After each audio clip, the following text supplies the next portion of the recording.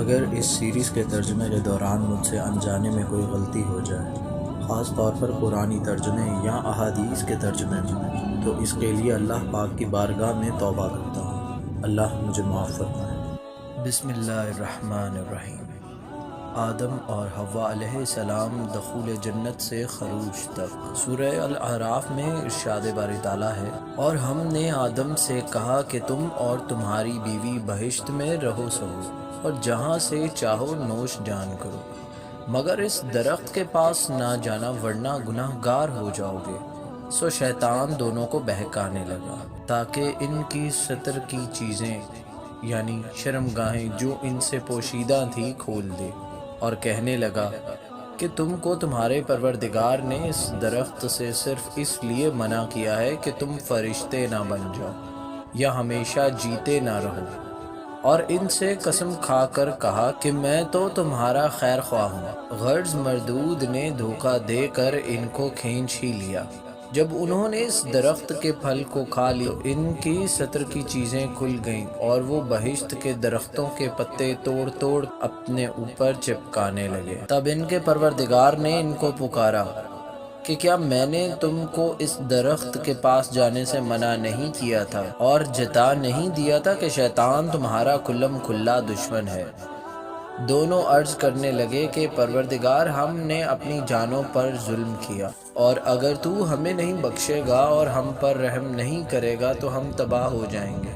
اللہ نے فرمایا، تم سب بہشت سے اتر جاؤ، اب سے تم ایک دوسرے کے دشمن ہو، اور تمہارے لیے ایک خاص وقت تک زمین پر ٹھکانہ اور زندگی کا سامان کر دیا گیا ہے، یعنی فرمایا کہ اس میں تمہارا جینا ہوگا اور اسی میں مرنا، اور اسی میں سے قیامت کو زندہ کر کے نکالے جاؤ گے۔ مزید سورہ بقرہ میں ارشاد باری تعالیٰ ہے، اور ہم نے کہا کہ اے آدم، تم اور تمہاری بیوی بہشت میں رہو اور جہاں سے چاہو بے روک ٹوک کھاؤ پیو، لیکن اس درخت کے پاس نہ جانا ورنہ تم ظالموں میں داخل ہو جاؤ گے۔ جنت میں جس درخت کے قریب جانے سے روکا گیا تھا، اس کے متعلق اللہ تعالیٰ نے فرمایا، اس درخت کے قریب نہ جانا۔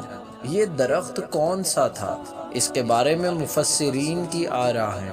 بعض علماء کے نزدیک وہ انگور کی بیل تھی، یہود کی رائے میں وہ گندم تھی۔ وہب بن منبہ رحمۃ اللہ علیہ نے فرمایا کہ اس کا دانہ مکھن سے نرم اور شہد سے زیادہ میٹھا تھا۔ ابو مالک رحمۃ اللہ علیہ نے فرمایا وہ کھجور کا درخت تھا۔ مجاہد رحمۃ اللہ علیہ کی رائے ہے کہ وہ ایک انجیر کا درخت تھا۔ ابو عالیہ رحمۃ اللہ علیہ نے فرمایا یہ کوئی ایسا درخت تھا کہ اس کو کھانے سے قضائے حاجت کی ضرورت پیش آتی تھی، اور جنت کی زمین میں قضائے حاجت مناسب نہیں۔ یہ اختلاف معمولی ہے۔ اللہ تعالیٰ نے اس درخت کا تعین نہیں فرمایا۔ اگر اس کے تعین میں کوئی حکمت ہوتی تو اللہ تعالیٰ متعین طور پر بیان فرما دیتے، لہٰذا اس میں رائے زنی سے اجتناب بہتر ہے۔ اس مسئلہ میں بھی اختلاف ہے کہ آدم علیہ السلام کو جنت میں ٹھہرایا گیا تھا، کیا وہ آسمان والی جنت ہے یا وہ زمین میں کوئی باغ تھا؟ اکثر علماء کی رائے یہ ہے یہ جنت آسمان میں ہے، اور اس کا نام جنت الماویہ یا جنت الخلد ہے۔ قرآن پاک کی آیات اور احادیث نبوی کے الفاظ کا ظاہری مفہوم ان کی تائید کرتا ہے، جیسے ارشاد ہے، ہم نے کہا اے آدم، تو اور تیری بیوی جنت میں رہو۔ یہ بیان سورہ بقرہ کا ہے۔ ایک حدیث میں حضور اکرم صلی اللہ علیہ وآلہ وسلم نے فرمایا، اللہ تعالیٰ لوگوں کو جمع فرمائے گا، جب جنت مومنوں کے قریب لائی جائے گی تو وہ اٹھ کھڑے ہوں گے۔ وہ آدم علیہ السلام کی خدمت میں حاضر ہو کر عرض کریں گے، ابا جان، ہمارے لیے جنت کا دروازہ کھلوا دیجیے۔ وہ فرمائیں گے، تمہیں جنت سے تمہارے والد کی غلطی سے ہی نکلوایا تھا۔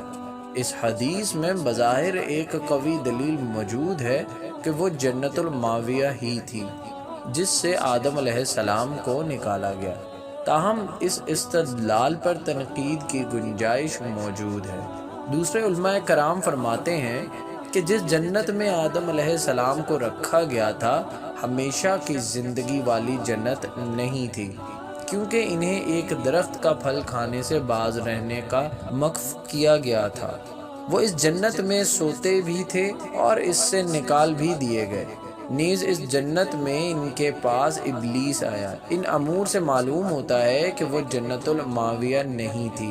اس قول کی تائید میں موجود تو رات کے بیان کو بھی پیش کیا جاتا ہے۔ خلاصہ کلام یہ ہے کہ وہ جنت جس میں آدم اور حوا علیہ السلام رہے، اس کے بارے میں دو آراء ہیں۔ نمبر 1 وہ جنت الخلد ہے، نمبر 2 وہ کوئی اور جنت تھی جو اللہ تعالیٰ نے ان کے لیے تیار کی اور اس میں ان کی آزمائش ہوئی۔ وہ جنت الخلد نہیں اس لیے کہ جنت الخلد دار الامتحان نہیں، دار الجزا ہے۔ دوسرے قول کے قائلین میں پھر اختلاف ہے۔ نمبر 1 ایک قول یہ ہے کہ وہ جنت آسمان میں تھی کیونکہ اللہ تعالیٰ نے انہیں اس سے نیچے اتارا۔ دوسرا قول یہ ہے کہ وہ زمین میں تھی کیونکہ اللہ تعالیٰ نے آزمائش کے طور پر انہیں ایک خاص درخت سے منع فرمایا تھا، دوسرے درختوں کے پھلوں سے نہیں، اور یہ واقعہ ابلیس کو سجدہ کا حکم دیے جانے کے بعد کا ہے۔ واللہ عالم۔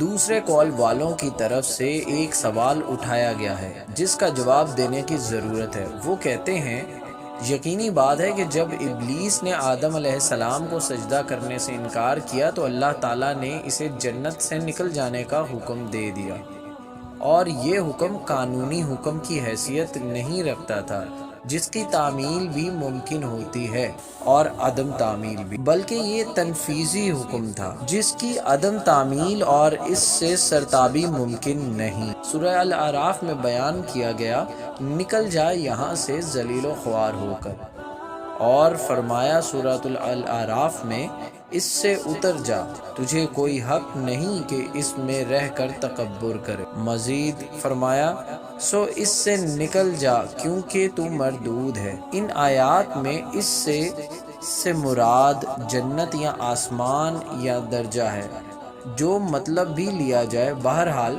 وہ اس جگہ میں موجود نہیں رہ سکتا جس سے نکال دیا گیا اور دور کر دیا گیا ہے، وہ نہ وہاں رہ سکتا ہے نہ اس کا وہاں سے گزر ہو سکتا ہے۔ وہ یہ بھی کہتے ہیں قرآن مجید کی آیت کا ظاہر مفہوم یہ ہے کہ ابلیس نے آدم علیہ السلام کے دل میں وسوسہ ڈالا اور انہیں مخاطب کر کے کہا بھلا میں تم کو درخت بتاؤں ہمیشہ کی زندگی کا اور ایسی بادشاہت کہ کبھی زائل نہ ہو، اور کہا تم کو تمہارے پروردگار نے اس درخت سے صرف اس لیے منع کیا ہے کہ تم فرشتے نہ بن جاؤ یا ہمیشہ جیتے نہ رہو، اور ان سے قسم کھا کر کہا کہ میں تمہارا خیر خواہ ہوں۔ غرض مردود نے دھوکہ دے کر ان کو معصیت کی طرف کھینچ ہی لیا۔ ان آیات سے معلوم ہوتا ہے کہ وہ ان کی جنت میں ان کے ساتھ موجود تھا۔ اس کا جواب یہ دیا گیا کہ عین ممکن ہے وہ جنت میں سے گزرتے ہوئے ان سے ملا ہو، اس کے لیے ضروری نہیں کہ وہ بھی جنت میں ٹھہرا ہو، اور یہ بھی ہو سکتا ہے کہ اس نے جنت کے دروازے پر کھڑے ہو کر یا آسمان کے نیچے سے آدم حوا علیہ السلام کے دل میں یہ وسوسہ ڈالا ہو۔ آدم اور حوا علیہ السلام کے خلاف شیطان کی چال۔ شیطان نے حضرت آدم علیہ السلام سے دشمنی کا عملی مظاہرہ کرتے ہوئے انہیں جنت سے نکلوا دیا۔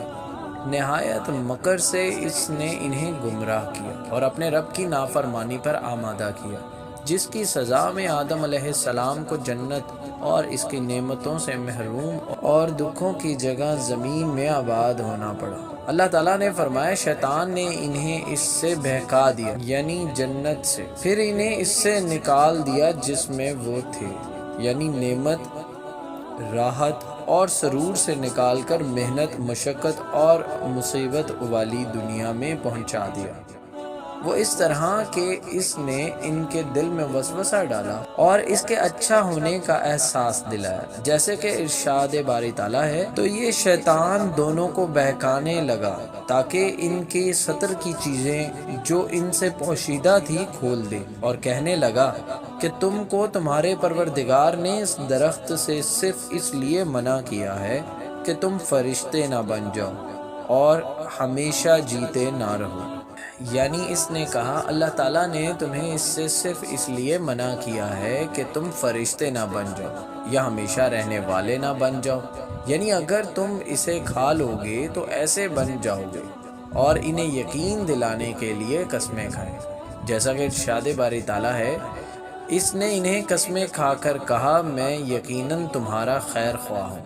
ایک اور آیت میں ارشاد ہے، تو شیطان نے اس کے دل میں وسوسہ ڈالا، کہا کہ آدم بھلا میں تم کو درخت بتاؤں ہمیشہ کی زندگی کا اور ایسی بادشاہیت کہ کبھی زائل نہ ہو۔ یہ جو اس نے کہا، میں آپ کو ایک ایسا درخت بتاؤں گا جس کو کھانے کے نتیجے میں آپ ان موجودہ نعمتوں میں ہمیشہ رہنے کے مستحق ہو جائیں گے اور آپ کو ایسی حکومت حاصل ہو جائے گی جو کبھی تباہ ہوگی نہ ختم ہوگی۔ یہ بات محض دھوکے، فریب اور جھوٹ پر مبنی تھی۔ ممکن ہے یہ وہی درخت ہو جس کا ذکر حضرت ابو ہریرہ رضی اللہ عنہ کی اس حدیث میں ہے جو رسول اکرم صلی اللہ علیہ وآلہ وسلم نے فرمایا، جنت میں ایک درخت ہے جس کے سائے میں ایک سوار 100 سال تک چلتا رہے تو اسے طے نہ کر سکے۔ فرمان الہی ہے، سورہ الاعراف میں اللہ تعالیٰ نے فرمایا، پس دھوکہ دے کر ان کو کھینچ ہی لیا۔ جب انہوں نے اس درخت کو کھا لیا تو ان کی سطر کی چیزیں کھل گئیں اور وہ بہشت کے پتے اپنے اوپر چپکانے لگے۔ اس کی بابت مزید فرمایا، سو دونوں نے اس درخت کا پھل کھا لیا تو ان پر ان کی شرمگاہیں ظاہر ہو گئیں اور وہ اپنے پر بہشت کے پتے چپکانے لگے۔ اس ممنوع درخت کا پھل آدم علیہ السلام سے پہلے حوا علیہ السلام نے کھایا اور انہیں بھی اس کے کھانے کی ترغیب دی۔ واللہ اعلم۔ ممکن ہے صحیح بخاری کی اس حدیث میں اسی طرف اشارہ ہو۔ نبی اکرم صلی اللہ علیہ وآلہ وسلم نے فرمایا، اگر بنی اسرائیل نہ ہوتے تو گوشت کبھی خراب نہ ہوتا، اگر حوا نہ ہوتی تو کوئی عورت اپنے خاوند کی خیانت نہ کرتی۔ اہل کتاب کے پاس موجود تورات میں ہے کہ جس نے حضرت حوا علیہ السلام کو اس درخت کا پھل کھانے کی ترغیب دی وہ سانپ تھا۔ وہ بہت خوبصورت اور بہت بڑا تھا۔ حوا علیہ السلام نے سانپ کے کہنے پر پھل کھا لیا اور آدم علیہ السلام کو بھی کھلائے۔ اس میں شیطان کا ذکر نہیں۔ اس وقت ان کی آنکھیں کھل گئیں اور انہیں معلوم ہو گیا۔ انہوں نے انجیر کے پتے جوڑ کر تہبند بنائے۔ اس میں یہ بیان ہے کہ وہ دونوں بے لباس تھے۔ موجودہ تورات میں ذکر کردہ یہ بات غلط ہے، جس میں تحریف ہوئی ہے اور ترجمہ کرنے میں بھی غلطی ہوئی ہے۔ کسی کلام کو ایک زبان سے دوسری زبان میں منتقل کرنا ہر ایک کے لیے ممکن نہیں ہوتا، خصوصاً جو شخص دوسری زبان سے اچھی طرح واقف نہ ہو اور اپنی زبان میں لکھی کتاب کو بھی مکمل طور پر نہ سمجھ سکتا ہو۔ اس وجہ سے تورات کے ترجمہ میں بہت سی لفظی اور معنوی غلطیاں واقع ہو گئی ہیں۔ قرآن عظیم نے واضح کیا ہے کہ ان کے جسم پر لباس موجود تھا۔ ارشاد باری تعالیٰ ہے، اور ان سے ان کے کپڑے اتروا دی تاکہ ان کے ستر ان کو کھول کر دکھا دے۔ حضرت ابن عباس رضی اللہ عنہ کہتے ہیں، وہ بہشت کے پتے اپنے اوپر چپکانے لگے، یعنی انجیر کے پتوں سے یہ معنی اہل کتاب سے ماخوذ ہے، جبکہ آیت قرآنی میں یہ تخصیص نہیں۔ آدم علیہ السلام کی توبہ۔ اللہ تعالیٰ نے جب انہیں جنت اور راحت و سکون والی جگہ سے نکال کر مشقت اور محنت والی زندگی مہیا کیا تو انہیں اپنی غلطی کا احساس ہوا اور وہ اللہ کی طرف متوجہ ہوئے، جس کا ذکر اللہ تعالیٰ نے قرآن مجید میں سورہ الاعراف میں یوں فرمایا ہے، کیا میں نے تم کو اس درخت سے منع نہیں کیا تھا اور جتا نہیں دیا تھا کہ شیطان تمہارا کھلم کھلا دشمن ہے؟ دونوں عرض کرنے لگے کہ پروردگار، ہم نے اپنی جانوں پر ظلم کیا، اور اگر تو ہمیں نہیں بخشے گا اور ہم پر رحم نہیں کرے گا تو ہم تباہ ہو جائیں گے۔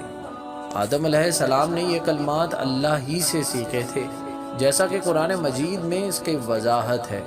پھر آدم نے اپنے پروردگار سے کچھ کلمات سیکھے۔ یہ سورہ بقرہ کی آیات کا ترجمہ ہے۔ ان الفاظ میں اپنی غلطی کا اعتراف ہے، اللہ کی طرف توجہ ہے، اس کے سامنے عجز و نیاز کا اظہار ہے، اور اس مشکل گھڑی میں اللہ تعالیٰ کی طرف محتاجی کا اقرار ہے۔ آدم علیہ السلام کی اولاد میں سے جس شخص کو یہ راز سمجھ میں آ گیا اس کی دنیا بھی سنور جائے گی اور آخرت بھی۔ مزید معلوماتی ویڈیوز کے لیے ہمارے چینل کو سبسکرائب کریں اور بیل آئیکن پر کلک کریں۔